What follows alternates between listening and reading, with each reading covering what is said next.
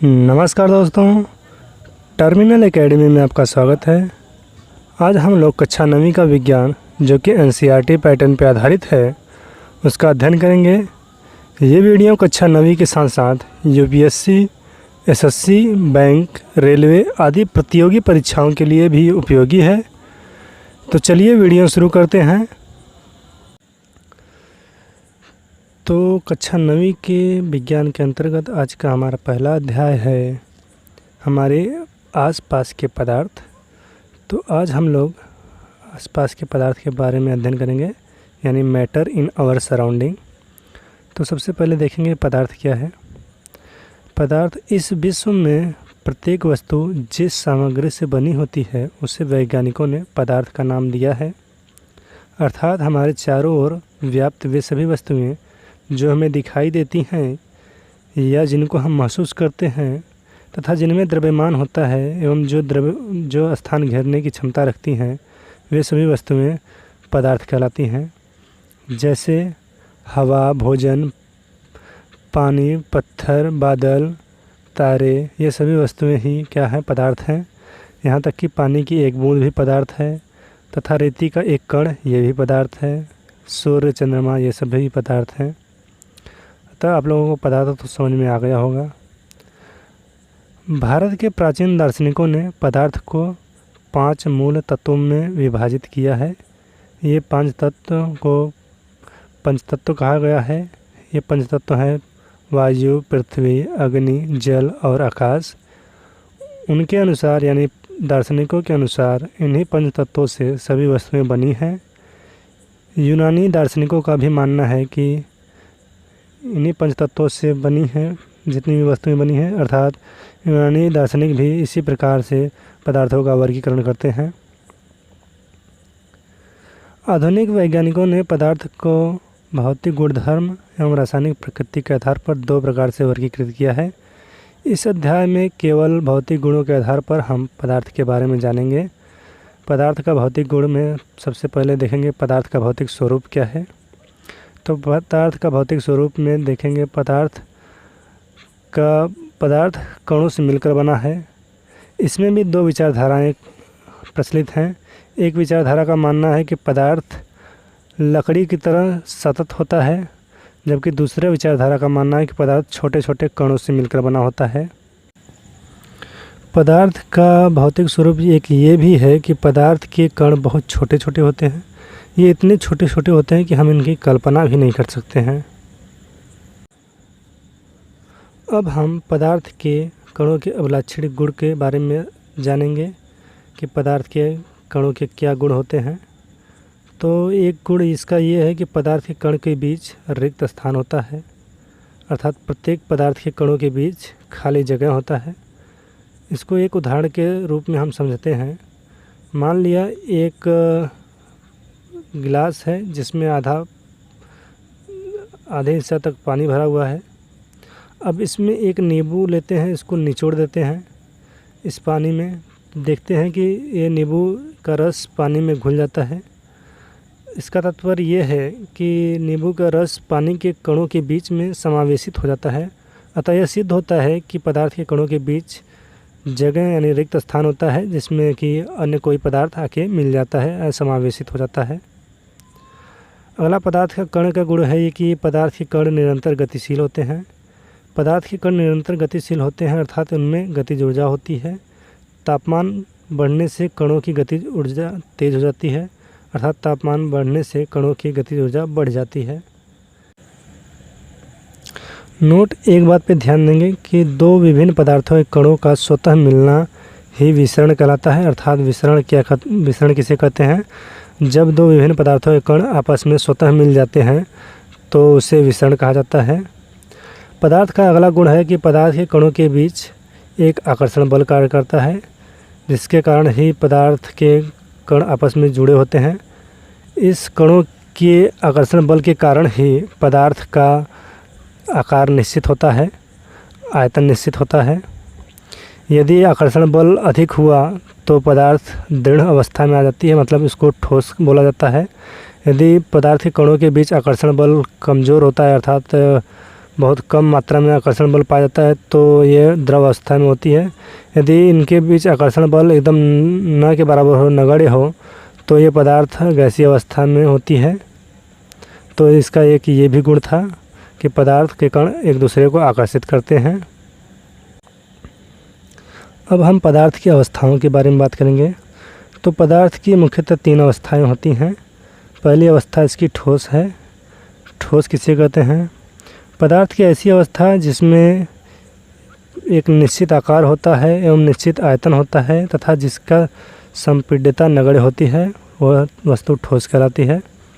ऐसी वस्तु जिसकी आयतन व आकार निश्चित हो तथा जिसको संपीड़ित न किया जाए, जिसको अर्थात दाब डालकर उसका आकार में परिवर्तन न किया जाए, वही वस्तु क्या कहलाती है? ठोस कहलाती है। ठोस वस्तु को बल लगाकर उसके आकार को परिवर्तित नहीं किया जा सकता। अधिक बल लगाने से ये वस्तु टूट सकती है परंतु इसके आकार में परिवर्तन नहीं हो सकता। जैसे ईंट, पत्थर, सुई, रबर बैंड।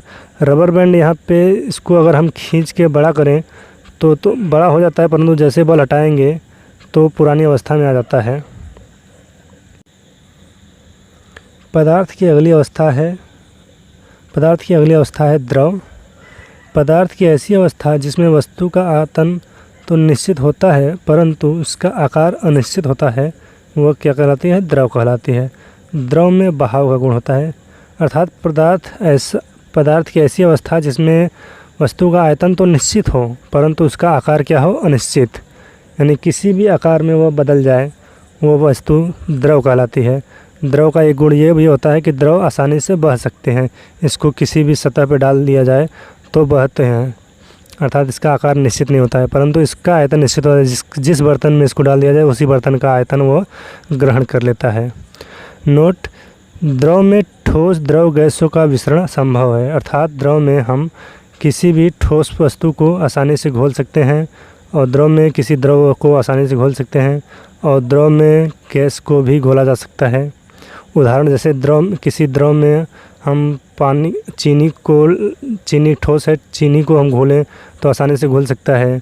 और द्रव में हम नींबू के रस को घोलें तो नींबू का रस द्रव है, द्रव में आसानी से घुल सकता है।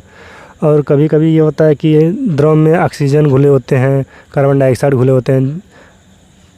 तो इसका तात्पर्य ये है कि द्रव में ठोस द्रव गैस तीनों का विसरण आसानी से हो सकता है, यानी तीनों का विसरण संभव है। पदार्थ की अगली अवस्था है गैसीय अवस्था। पदार्थ की ऐसी अवस्था जिसमें वस्तु का आयतन एवं आकार दोनों अनिश्चित हो, वो क्या कहलाती है? गैस कहलाती है।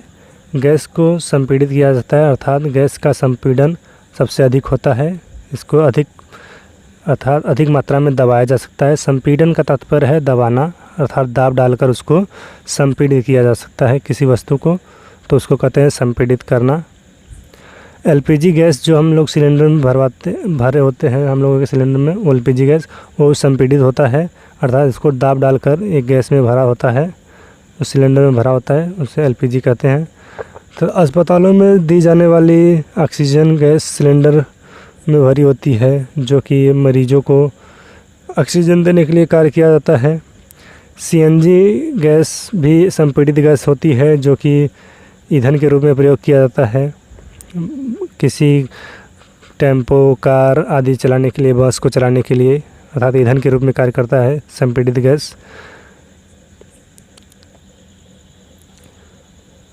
अब बात करते हैं पदार्थ की अवस्था में परिवर्तन, यानी किसी वस्तु के आकार अवस्था में परिवर्तन कैसे होता है।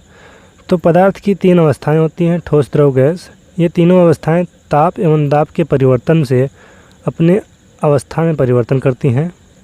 तो सबसे पहले देखते हैं ताप के परिवर्तन से वस्तु कैसे अपनी अवस्था परिवर्तन करता है, यानी तापमान परिवर्तन का प्रभाव क्या होता है। तो पदार्थ 3 अवस्थाओं में ठोस, द्रव, गैस में होती हैं। तापमान बढ़ने से एवं घटने से अपनी अवस्था में परिवर्तन करती हैं। तो सबसे पहले देखते हैं ठोस से द्रव। तापमान परिवर्तन के प्रभाव से देखते हैं पहले कि ठोस से द्रव में कैसे बदलता है। कोई ठोस द्रव में सबसे पहले कैसे बदलता है? जब किसी ठोस को ऊष्मा दी जाती है अर्थात ठोस का ताप बढ़ाया जाता है तो वह द्रव अवस्था में बदल जाती है। वह न्यूनतम तापमान जिस पर कोई ठोस द्रव अवस्था में बदलने लगती है वही उस ठोस का गलनांक कहलाती है। किसी ठोस का गलनांक उसके कणों के बीच आकर्षण बल के सामर्थ्य को दर्शाता है। कोई ठोस द्रव में इसलिए बदलता है कि जब किसी ठोस को ऊष्मा दी जाती है तो उनके कणों के बीच जो आकर्षण बल कार्य करता है वो आकर्षण बल कमज़ोर होने लगता है, जिससे एक समय ऐसा आता है कि आकर्षण बल इतना कमज़ोर हो जाता है कि ये कण एक दूसरे से गति करने लगते हैं, अर्थात एक दूसरे से जुड़े नहीं रहते हैं और ये गति करने लगते हैं। गति करते हुए ये इतने दूर दूर हो जाते हैं कि द्रव अवस्था में बदल जाते हैं। अर्थात किसी ठोस को यदि अधिक ताप दे दिया जाए तो उनके कणों के बीच आकर्षण बल जो होता है वो कमज़ोर हो जाता है और इसमें इतना कमज़ोर हो जाता है कि वो एक दूसरे से जुड़े नहीं रह पाते हैं, अर्थात गति करने लगते हैं और इसी गति के कारण ही वो द्रव अवस्था में बदलने लगते हैं। बर्फ़ का गलनांक 273.15 केल्विन होता है, अर्थात बर्फ़ 273.15 केल्विन पे वो ठोस से द्रव में बदलने लगती है, अर्थात बदल जाएगी। केल्विन तापमान का एक अंतर्राष्ट्रीय मात्रक है। 0 डिग्री सेल्सियस बराबर 273 केल्विन होता है। तापमान परिवर्तन से अगला हमारा अवस्था परिवर्तन है द्रव से गैस, यानी कोई वस्तु द्रव से गैस में कब बदलती है। किसी द्रव का तापमान बढ़ाने से वह गैसीय अवस्था में बदल जाती है। यह गैसीय अवस्था इसलिए बदलती है क्योंकि द्रव के कणों के बीच गतिज ऊर्जा बढ़ जाती है और वे स्वतंत्र होकर गति करने लगते हैं। किसी द्रव का वह न्यूनतम तापमान जिस पर द्रव गैस में बदलने लगती है तो वही द्रव का न्यूनतम तापमान क्वथनांक कहलाता है। क्वथनांक किसे कहते हैं? किसी द्रव का वह न्यूनतम तापमान जिस पर द्रव गैस में बदलने लगती है तो वही द्रव का क्वथनांक कहलाता है। वही न्यूनतम तापमान द्रव का क्या कहलाता है? क्वथनांक कहलाता है। अर्थात वह न्यूनतम तापमान जिस पर कोई द्रव गैस में बदलने लगती है तो वही न्यूनतम तापमान ही उस द्रव की क्या कहलाती है? क्वथनांक कहलाती है। जल का क्वथनांक 373 केल्विन या 100 डिग्री सेंटीग्रेड होता है। तापमान बढ़ाने से अगला अवस्था परिवर्तन है ठोस से गैस। कभी कभी किसी ठोस का ताप बढ़ा देने से वह द्रव अवस्था में न आकर सीधे गैसीय अवस्था में आ जाती है। अतः ठोस से सीधे गैसीय अवस्था में बनने की प्रक्रिया को ऊर्ध्वपातन कहते हैं, जैसे कपूर। अर्थात ऊर्ध्वपातन किसे कहते हैं? जब किसी ठोस को गर्म किया जाता है तो वह गैसीय ठोस से द्रव अवस्था में न आकर सीधे गैसीय अवस्था में आ जाए तो उसे ही ऊर्ध्वपातन कहा जाता है। तापमान के कारण अगला अवस्था परिवर्तन है गैस से द्रव। गैस का तापमान घटाने से वह द्रव में बदलने लगती है, अतः गैस से द्रव में बदलने की क्रिया को संघनन कहा जाता है। तो एक क्वेश्चन निकल के आता है कि संघनन किसे कहते हैं? तो संघनन जब किसी गैस का तापमान घटने लगता है तो वह द्रव में बदलने लगती है और द्रव में बदलने की क्रिया को ही संघनन कहते हैं, अर्थात गैस से द्रव में बदलने की क्रिया को ही संघनन कहा जाता है। तापमान परिवर्तन के कारण अगला अवस्था परिवर्तन है द्रव से ठोस। किसी द्रव का तापमान घटाने से वह द्रव ठोस में बदलने लगता है, अतः किसी द्रव का वह न्यूनतम तापमान जिस पर कोई द्रव ठोस में बदलने लगता है तो वही द्रव का हिमांक कहलाता है। अर्थात जब किसी द्रव का तापमान घटा दिया जाए तो वह धीरे धीरे ठोस में बदलने लगता है। वह न्यूनतम तापमान जिस पर कोई द्रव ठोस में बदल जाए तो वही तापमान न्यूनतम तापमान ही हिमांक कहलाता है। अब बात करेंगे दाब परिवर्तन के प्रभाव से पदार्थ की अवस्था में परिवर्तन होता है कि नहीं। तो दाब के प्रभाव से भी पदार्थ की अवस्था में परिवर्तन होता है। तापमान को निश्चित रखकर केवल दाब बढ़ाने से भी वस्तु का या पदार्थ को अवस्था में परिवर्तन किया जा सकता है। किसी सिलेंडर में भरे गैस को अधिक दाब यानी संपीड़ित करके बल लगा करके उसकी अवस्था में परिवर्तन किया जा सकता है। एक नोट यहाँ पे ध्यान देंगे, ठोस कार्बन डाइऑक्साइड को भी उच्च दाब पर संग्रहित किया जाता है। अर्थात ठोस कार्बन डाइऑक्साइड को कैसे संग्रहित किया जाता है, उच्च दाब लगाकर उसको संग्रहित किया जाता है। जब वायुमंडलीय दाब का माप 1 एटमॉस्फेयर हो तो ठोस कार्बन डाइऑक्साइड द्रव अवस्था में आए बिना सीधे गैसीय अवस्था में बदल जाता है। यही कारण है कि ठोस कार्बन डाइऑक्साइड को शुष्क बर्फ़ कहा जाता है। किस कारण इसको शुष्क बर्फ़ कहा जाता है? यानी जब वायुमंडलीय दाब का माप 1 एटमॉस्फेयर हो तो ठोस कार्बन डाइऑक्साइड सीधे गैसीय अवस्था में आ जाता है, वो द्रव अवस्था में नहीं आता है, सीधे गैसीय अवस्था में आ जाता है।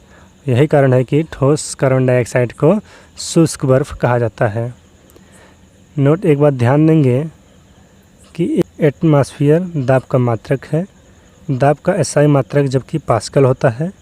समुद्र की सतह पर वायुमंडलीय दाब 1 एटमॉस्फेयर होता है, जिसे सामान्य दाब कहते हैं। अर्थात समुद्र की सतह पर एटमॉस्फेयर का जितना दाब होता है वही 1 एटमॉस्फेयर दाब कहलाता है। इसको सामान्य दाब भी कहते हैं। अब बात करेंगे वाष्पीकरण क्या है। क्वथनांक से कम तापमान पर द्रव के वाष्प में परिवर्तित होने की प्रक्रिया को ही वाष्पीकरण कहते हैं। ये कम तापमान पर ही वाष्पीकरण क्यों होते हैं? इसका कारण ये है क्योंकि द्रव के सतह पर द्रव के कणों की गतिज ऊर्जा अधिक होती है, जिससे वे थोड़े तापमान पर ही स्वतंत्र होकर गति करने लगते हैं। इसीलिए वह वाष्पीकृत होने लगते हैं। अर्थात द्रवों के सतह पर द्रव के कणों के बीच गतिज ऊर्जा अधिक होती है, जिस कारण ये न्यूनतम तापमान पाकर भी अन्य कणों से स्वतंत्र हो जाते हैं, अर्थात गति करने लगते हैं, और ये कम तापमान पर ही गैसीय अवस्था में बदलने लगते हैं। इस कारण क्वथनांक के बराबर ताप न मिलने पर ही ये न्यूनतम तापमान पर ही गैसीय अवस्था में बदल जाते हैं, जिस कारण इनका वाष्पीकरण अधिक होता है। वाष्पीकरण को प्रभावित करने वाले कारक, इसमें एक कारण दिया है द्रव का सतही क्षेत्रफल। यानी किसी द्रव का सतह का क्षेत्रफल यदि बढ़ा दिया जाए तो अत्यधिक तेज़ी से वाष्पीकृत होने लगता है, यानी वाष्पीकरण का दर बढ़ जाता है। यदि इसको उदाहरण के तौर पे समझें तो यदि आप एक गिलास में पानी भर दें, उसको छोड़ दें, तो देखेंगे कि काफ़ी समय के बाद 1-2 दिन, लगभग कई दिनों के बाद वो वाष्पीकृत होता है। यदि यही गिलास का पानी फर्श पर हम डाल दें तो बहुत ही कम समय में वाष्पीकृत हो जाता है। अर्थात द्रव का सतह का क्षेत्रफल बढ़ जाए तो वो वाष्पीकृत अधिक होता है। अर्थात वाष्पीकरण को प्रभावित करने का कारण द्रव का सतही क्षेत्रफल भी होता है। वाष्पीकरण के कारण शीतलता होती है। इसका तात्पर्य, क्योंकि वाष्पीकरण के कारण द्रव में कम हुई ऊर्जा पुनः प्राप्त करने के लिए कण अपने आसपास के कणों से ऊर्जा को अवशोषित करती है, जिससे शीतलता महसूस होती है। उदाहरण के तौर पे समझें तो जैसे मान लें हम किसी ठंडे वस्तु को छुएं तो हमारी ऊष्मा उस ठंडे वस्तु में जाने लगती है, जिस कारण हमें शीतलता यानी ठंडा महसूस होता है। कुछ मापने योग्य राशियाँ दी गई हैं, तो उस राशियों का मात्रक देखेंगे, प्रतीक देखेंगे। तो राशियाँ हैं तापमान का मात्रक होता है केल्विन को हम के से प्रदर्शित करते हैं। एक राशि है लंबाई, जिसका मात्रक होता है मीटर को हम एम से प्रदर्शित करते हैं, दिखाते हैं। एक राशि है द्रव्यमान, इसको हम किलोग्राम में मापते हैं, इसका मात्रक किलोग्राम होता है, इसको हम केजी से दिखाते हैं। एक राशि है भार, जिसको हम न्यूटन में मापते हैं, इसका मात्रक न्यूटन होता है, इसको एन से दिखाते हैं। अगला हमारा राशि है आयतन, इसको हम घन मीटर में मापते हैं, यानी इसका मात्रक घन मीटर होता है, इसको हम मीटर क्यूब के रूप में दिखाते हैं, प्रदर्शित करते हैं, इसका प्रतीक मीटर क्यूब एम क्यूब होता है। अगला राशि है हमारा घनत्व। इसको हम किग्रा प्रति घन मीटर में मापते हैं, अर्थात इसका मात्रक किग्रा प्रति घन मीटर होता है। इसका प्रतीक चिन्ह होता है kg/m⁻³ अगला हमारा राशि है दाब। इसका मात्रक पास्कल होता है। इसको प्रतीक चिन्ह में Pa से तब प्रदर्शित करते हैं। इसका प्रतीक चिन्ह Pa होता है। तो आज के लिए इतना ही। आशा करते हैं वीडियो समझ में आया होगा। यदि वीडियो नहीं समझ में आया है तो कमेंट करके बता सकते हैं। वीडियो देखने के लिए बहुत बहुत धन्यवाद।